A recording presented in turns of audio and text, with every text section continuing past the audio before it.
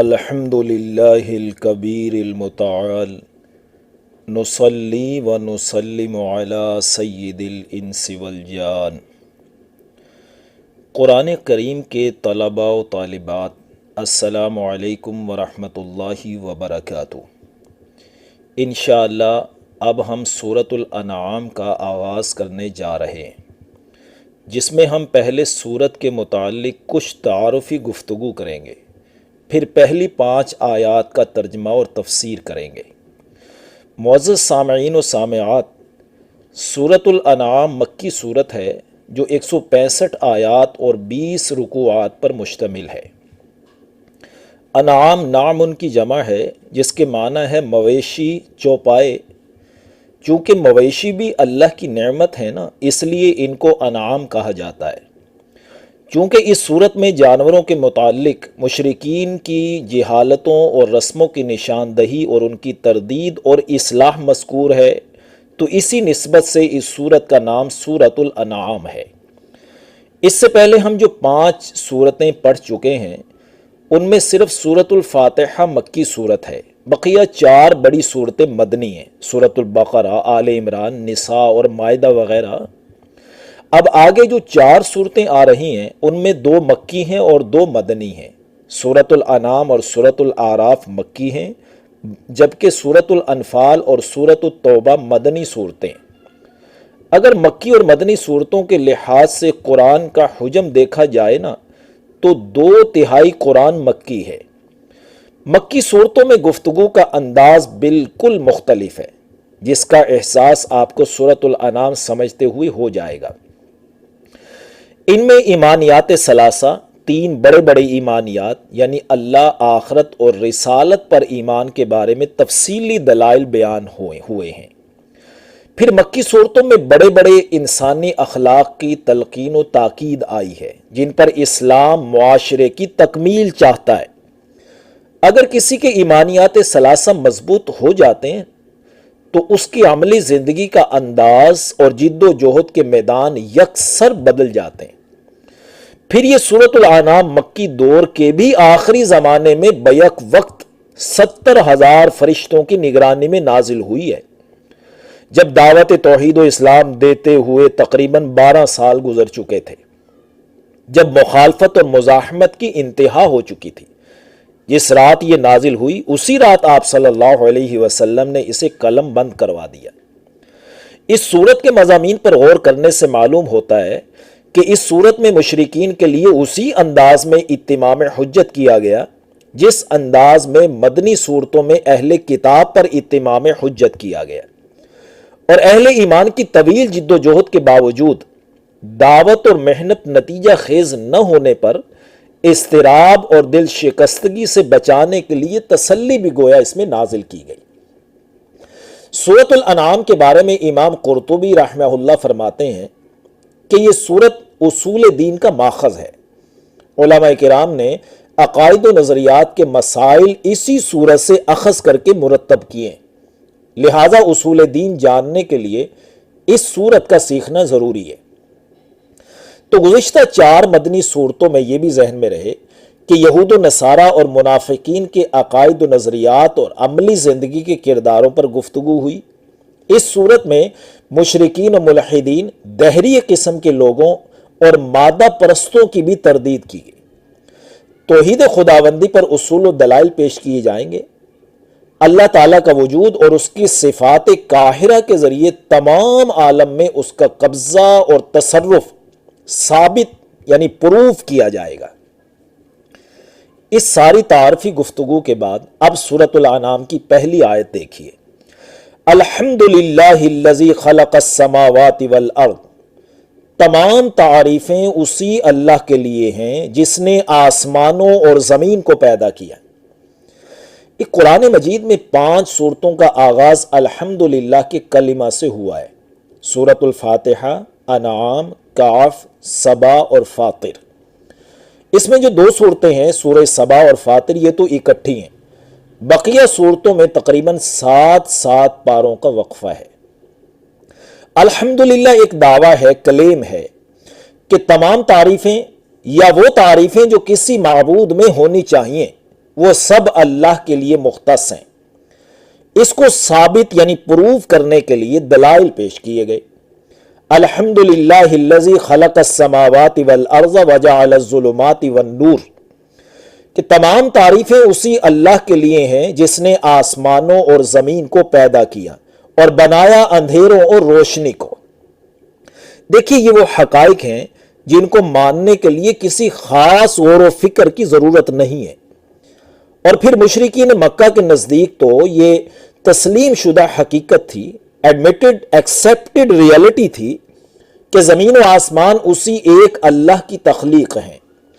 مشرکین مکہ کی اس تسلیم شدہ حقیقت کو سورہ لقمان کی آیت نمبر 25 میں بیان کیا گیا کہ وَلَئِن سَأَلْتَهُم مَّنْ خَلَقَ السَّمَاوَاتِ وَالْأَرْضِ، اگر آپ ان سے سوال کریں کہ کون ہے جس نے آسمانوں اور زمین کو پیدا کیا تو لَيَقُولُنَّ اللَّهُ، تو ضرور کہیں گے اللہ نے پیدا کیا۔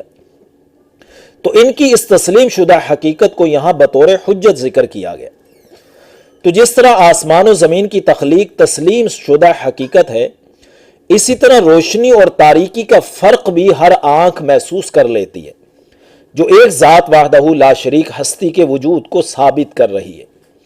تو یوں الحمدللہ دعویٰ یہ کلیم کر کے عقل کو اپروچ کرنے کے لیے آسمان و زمین اور روشنی اور تاریکی کو بنانے والے کی طرف متوجہ کر کے پھر آیت کے آخری حصے میں یوں فرمایا کہ ثم الذین کفروا بربہم یعدلون، پھر بھی کافر لوگ دوسروں کو اپنے رب کے برابر کر دیتے ہیں۔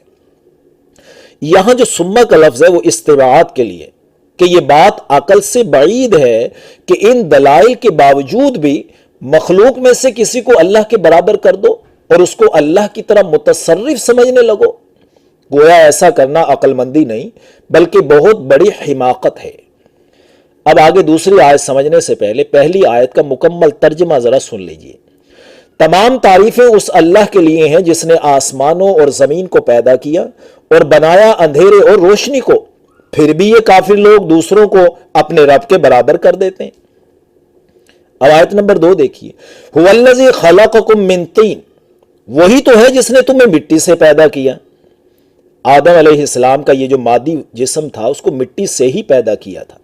پھر اولاد آدم کے لیے یہ نظام مقرر کر دیا کہ جس نطفہ سے انسان کی تخلیق ہوتی ہے وہ نطفہ غذاؤں سے تیار ہوتا ہے، اور غذائیں زمین سے یعنی مٹی سے ہی حاصل ہوتی ہیں۔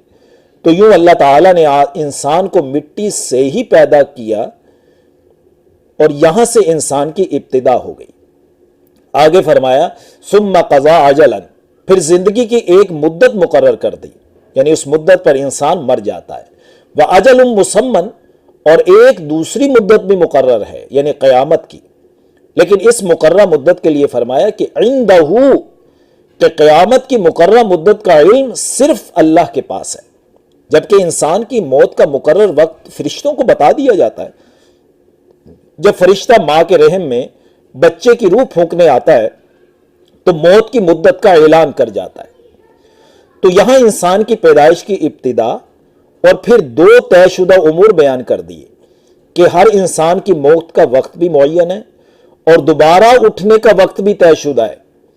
پہلا وقت مقررہ دنیا میں عمل کرنے کے لیے اور دوسرا وقت عمل کے نتائج کے لیے مقرر ہے۔ آیت کے آخری حصے میں فرمایا ثم انتم تمترون، پھر بھی تم شک میں مبتلا ہو۔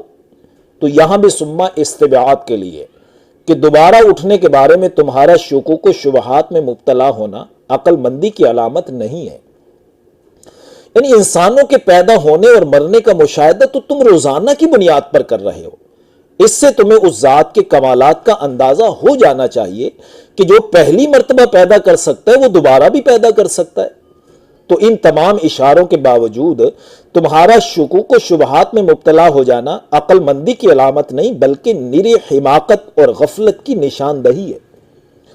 اب اگلی آیت میں پچھلی ساری گفتگو کا نتیجہ نکالا کہ وَهُوَ اللَّهُ فِي السَّمَاوَاتِ وَالْأَرْضِ، کہ وہی ایک اللہ ہی ہے آسمانوں میں بھی اور زمین میں بھی، مالک بھی، متصرف بھی اور معبود بھی۔ اس جملے میں ہر قسم کے مشرکین کی تردید ہو گئی۔ موجودہ دور کی جدید گمراہیاں، ملحدین، دہری اور سیکولر ذہن کے لوگوں کی بھی تردید کر دی گئی۔ اس کائنات کا خالق، مالک اور متصرف صرف وہی ایک ذات عالیہ ہے اور کوئی نہیں ہے، اور یہ بھی کہ یہ کائنات خود بخود بھی نہیں چل رہی ہے، اس کو چلانے والا کوئی ہے اور وہ صرف ایک ہے۔ آیت کے اگلے حصے میں اللہ کے پھر علم میں کمال کو بیان کیا گیا۔ یعلم سرکم وجہرکم ویعلم ما تکسبون، وہ تمہارے پوشیدہ اور ظاہری حالات کو یکساں جانتا ہے، اور وہ جانتا ہے اس کو بھی جو تم عمل کرتے ہو۔ لہذا دن قیامت کسی کے لیے جنت یا جہنم کا فیصلہ سناتے ہوئے کسی قسم کا موالتہ نہیں لگے گا۔ تو یہاں واضح کر دیا گیا کہ اس ہستی کو قدرت میں بھی کمال حاصل ہے اور علم میں بھی کمال حاصل ہے، اور کوئی ہستی اس کے قدرت اور علم میں شریک نہیں ہے۔ آگے فرمایا وَمَا تَأْتِيهِم مِّنْ آيَةٍ مِّنْ آيَاتِ رَبِّهِمْ إِلَّا كَانُوا عَنْهَا مُعْرِضِينَ، اور نہیں آئی ان کے پاس کوئی بھی نشانی ان کے رب کی طرف سے مگر وہ اس سے اعراض کرتے تھے، یعنی ان واضح آیات پر سنجیدگی سے غور کرنے کی بجائے غفلت اور اعراض کی روش اختیار کرتے تھے۔ آج ہر شعبہ کے سائنسدانوں کو بھی دیکھ لیجئے کہ غور و فکر کی حدیں کراس کر چکے ہیں۔ کائنات میں ان کو ہر شے مل گئی ہے، اگر نہیں ملا ہے تو اس کائنات کا خالق اور متصرف نہیں مل سکا، لہٰذا یہ اس وحدہ لا شریک کی بندگی سے آزاد ہو کر زندگی گزار رہے ہیں، جس کا نقصان اٹھائیں گے۔ آگے فرمایا فَقَدْ كَذَّبُوا بِالْحَقِّ لَمَّا جَاءَهُمْ، سو انہوں نے حق کو جھٹلا دیا جب وہ ان کے پاس آیا۔ دیکھیے اللہ کی آیات میں سنجیدگی سے غور نہ کرنے اور غفلت برتنے کا یہی نتیجہ نکلتا ہے کہ انسان پھر حق کو جھٹلا دیتا ہے۔ انہوں نے جھٹلا دیا۔ آگے فرمایا فَسَوْفَ يَأْتِيهِمْ أَنْبَاءُ مَا كَانُوا بِهِ يَسْتَهْزِئُونَ، سو ان قریب ہی ان کو خبر مل جائے گی اس معاملے کی جس کا یہ استہزاء کر رہے ہیں، مذاق اڑا رہے ہیں، کہہ رہے ہیں کہ اتنا عرصہ گزر چکا ہے، عذاب آ جائے گا، عذاب آ جائے گا۔ عذاب آیا تو ہے نہیں، تو ان سے کہا جا رہا ہے کہ تمہیں ان قریب ہی عذاب کی خبر مل جائے گی، یعنی اپنی آنکھوں سے تم عذاب کو دیکھ لو گے۔ آیت کے حصے میں یہ بھی واضح ہو گیا کہ کفر کا آخری درجہ سٹیج حق کا مذاق اڑانا ہے۔ امام رازی رحمہ اللہ نے ان دو آیات 4 اور 5 کے تحت لکھا ہے کہ کفر کے 3 درجے سٹیجز ہیں۔ پہلے سٹیج یہ ہے کہ اللہ کی آیات میں سنجیدگی سے غور نہ کرنا، غفلت برتنا۔ پھر دوسری سٹیج پہ انسان چلا جاتا ہے کہ پھر حق کا انکار کر دیتا ہے، اور تیسری اور آخری سٹیج یہ ہوتی ہے کہ پھر انسان حق کا مذاق اڑانے لگتا ہے۔ آج غور کیجئے کہ دین اسلام کے قوانین کا جس طرح مذاق اڑایا جا رہا ہے، آپ اس سے اندازہ لگا سکتے ہیں کہ دنیا کفر کے کس درجے اور سٹیج پہ پہنچ چکی ہے۔ خدارا اس میں اپنے اپنے حصے کی شمع روشن کیجئے۔ اللہ تعالی ہمیں عمل پیرا ہونے کی توفیق نصیب فرمائے، آمین یا ارحم الراحمین۔